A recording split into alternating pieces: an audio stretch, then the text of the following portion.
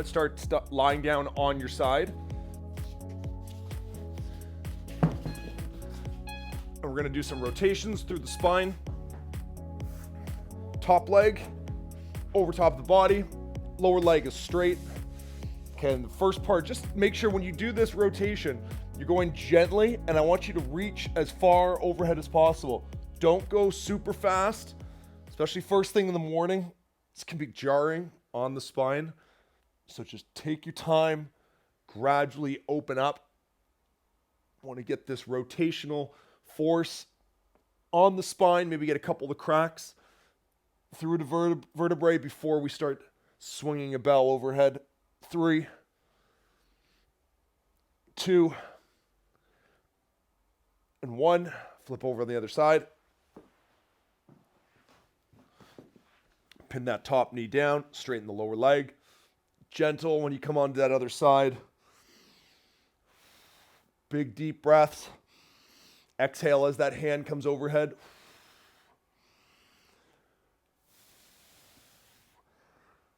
Straighten that low leg, pin the top one, and rotate for 5, 4, 3, 2, and 1. Let's go into a flexion extension cycle here through the spine. Tuck the chin, round the tailbone, extend the tailbone, look up to the ceiling. 2. Find those end ranges. And 1.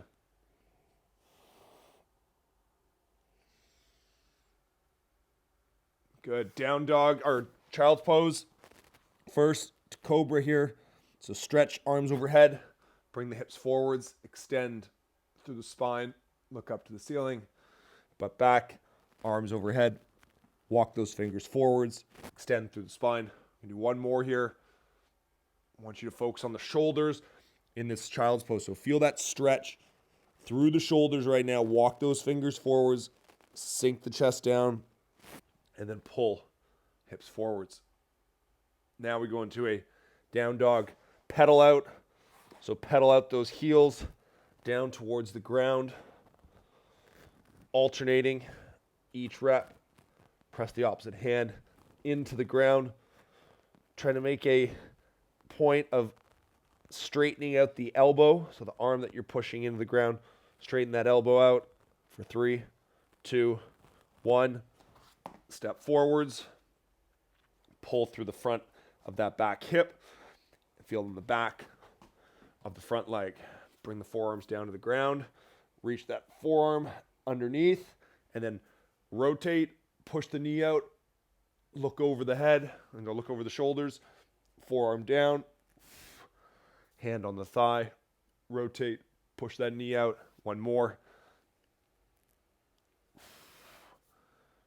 Rotate. Down dog. And then other side. Back knees down to the ground. Drive the knee forwards. Forearm down to the ground. Press the knee out. Rotate. Press the knee out. Rotate. One more. Forearm down. Press the knee out. Rotate. Okay.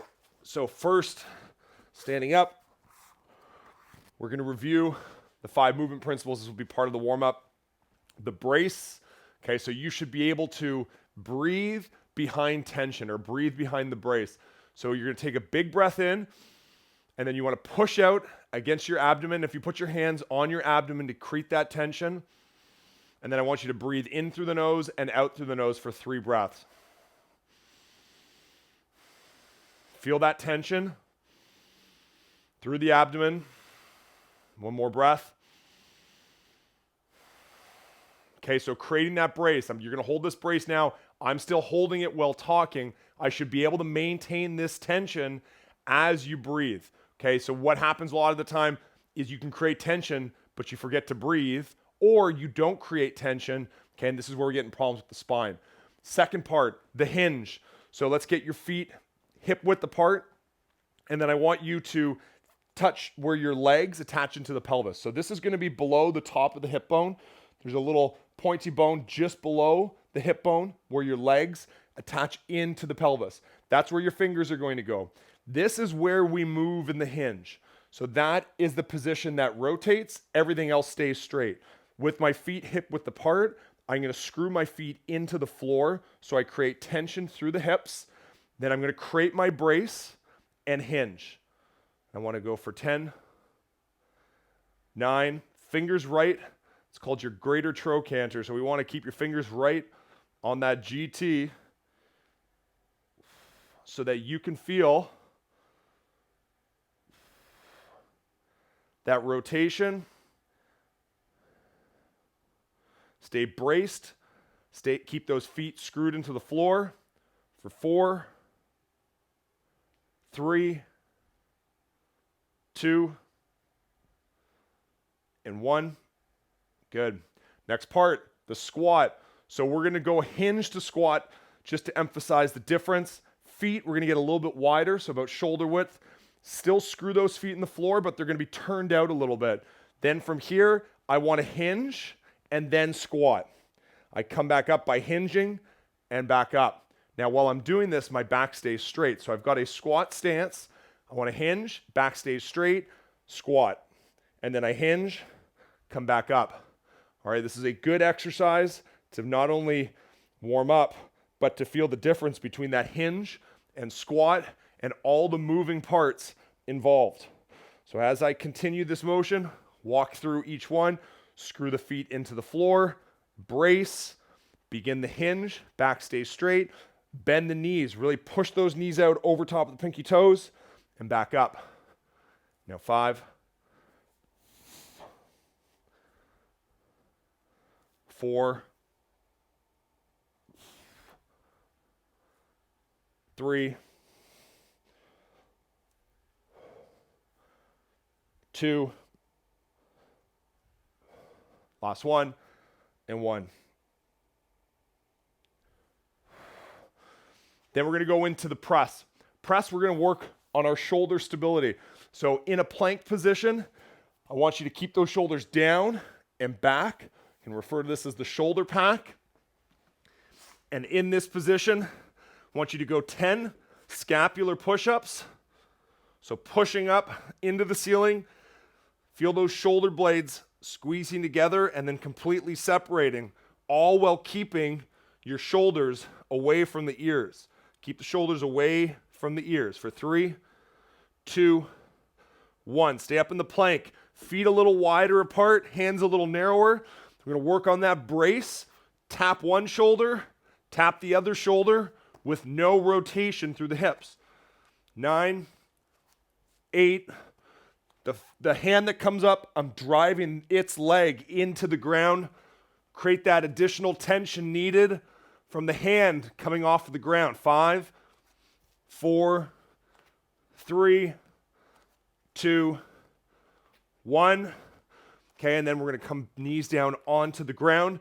We're going to get the wrists and elbows. Just do a little intermediate warm up here. Closed chain circles. 5 in one direction, 5 in the other. 3, 2, 1. Switch directions. 5, 4, 3, 2, and 1. Now we're going to go into the push-up. Hands, just like the feet, screw into the ground. So I want to think like I'm opening a jar and tightening a jar. Screw those hands into the ground, brace, and then move down. Chest, chin, and hips touch the ground and come off at the same time. 10, 9, you can go from the knees, or, so that's the knees, or you can do the hybrid. Knee, plank, descend from the feet. Knees, plank, descend from the feet. 5, 4, 3, 2, keep those shoulders away from the ears, and 1. All right, now we go into the pull. And this is going to be in the transition into our swing. So the pull, because we're doing a kettlebell class, we're gonna use the kettlebell. But this is a great one if you've got a TRX or a set of rings to do exactly what we did with the press. The scapular push-up, all right, is a scapular row. We're gonna do that with the kettlebell. So I want to get into a squat position down towards the ground. I'm gonna rest my forearm on the leg. I've got a bit of a stagger between the front foot and the back foot. And then I want to pack the shoulder. When I do that, the bell comes off of the ground. That's my tension. And then I'm just gonna pull that shoulder blade back for 10 reps in a scapular row. 8, 7, 6, 5, 4, don't bend the elbow, 3, 2, and 1. Okay, it's tough to control that, but you need to get that motion down. We've just worked on the pressing version. Now we're doing the pulling version. Other side, show you from the front.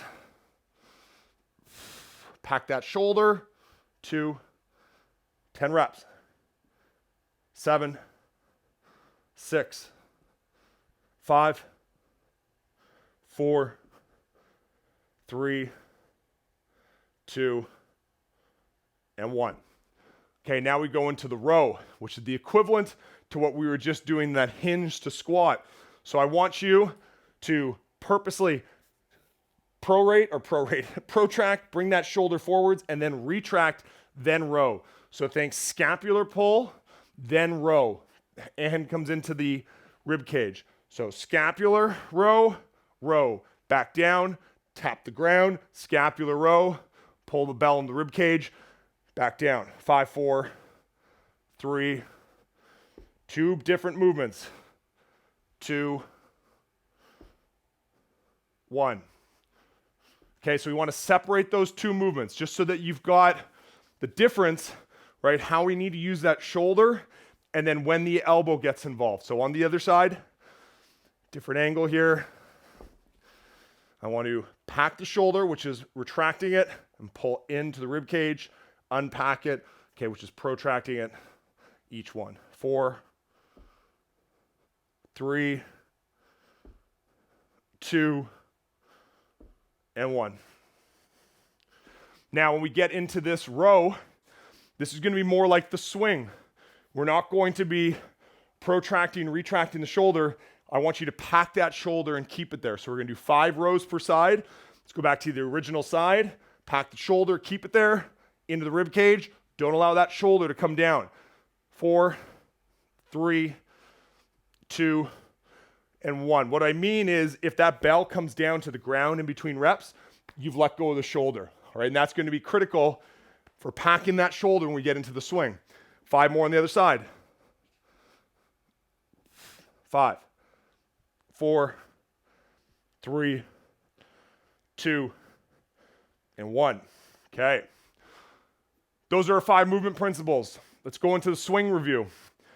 So addressing the bell, get your stance, distance from the bell to the feet. Okay, it's going to be about a foot, maybe a little bit more. Screw the feet in the floor.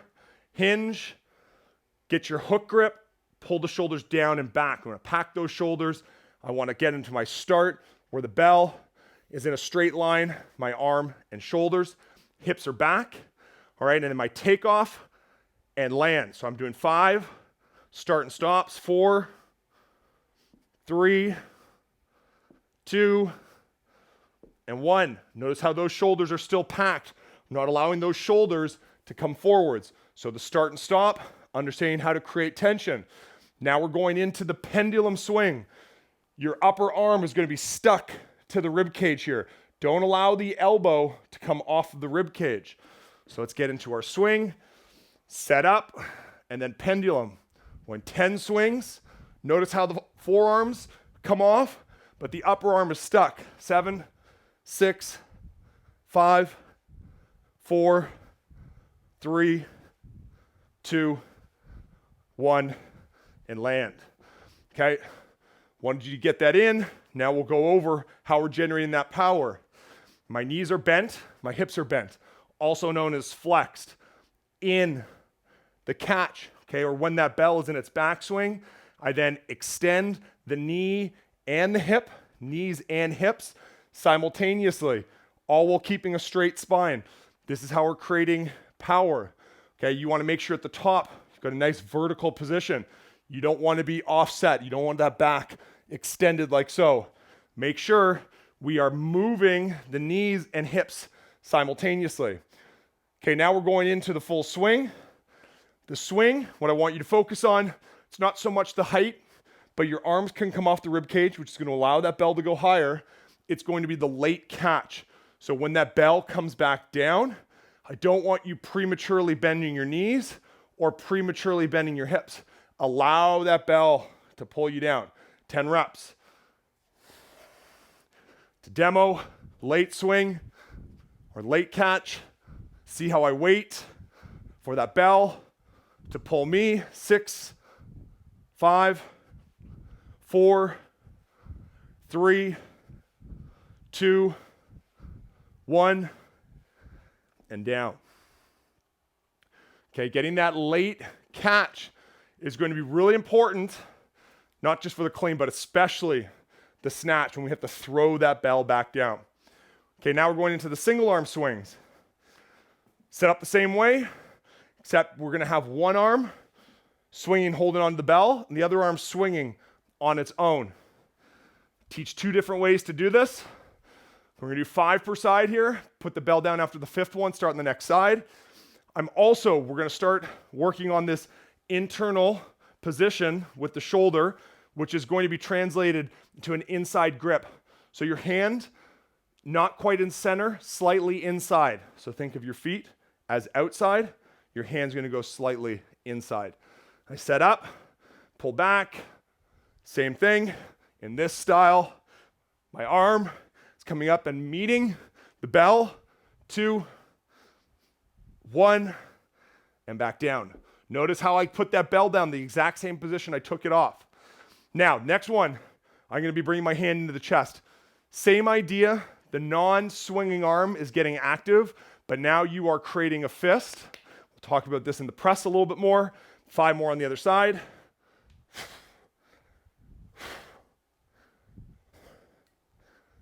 Late legs. Don't forget the late legs. Standing up straight, Andrea. I can see your back hyperextending. Okay. And Suzanne, as I'm watching you here, you are using your back at the bottom end as opposed to your legs. You need to get that hand between the legs and load up the hamstrings. Okay, we've got the single arm swing. Now we're going to work on an alternating swing so that our grip, you can feel that grip letting go. So the hook grip that we use to swing the bell then has to be picked up on the other hand. So we're going to do 10 alternating swings here. Set up like you would for a normal swing. And then when we switch, I'm rotating the hand outwards, and then the bell rotates. I pick it up with the other hand. So I'm working on my rotation. Makes it a little bit easier to grab the bell. I'm also grabbing the bell. I can grab the bell in the corner. 2, 1, and down. Okay, and what I mean by corner is in the side of the handle here. Okay, if I can grab just a little bit on that corner when I'm rotating, makes it a little bit easier to grip. You can still grab the bell anywhere on the handle, but it's really going to be about that timing. So find what feels comfortable for you.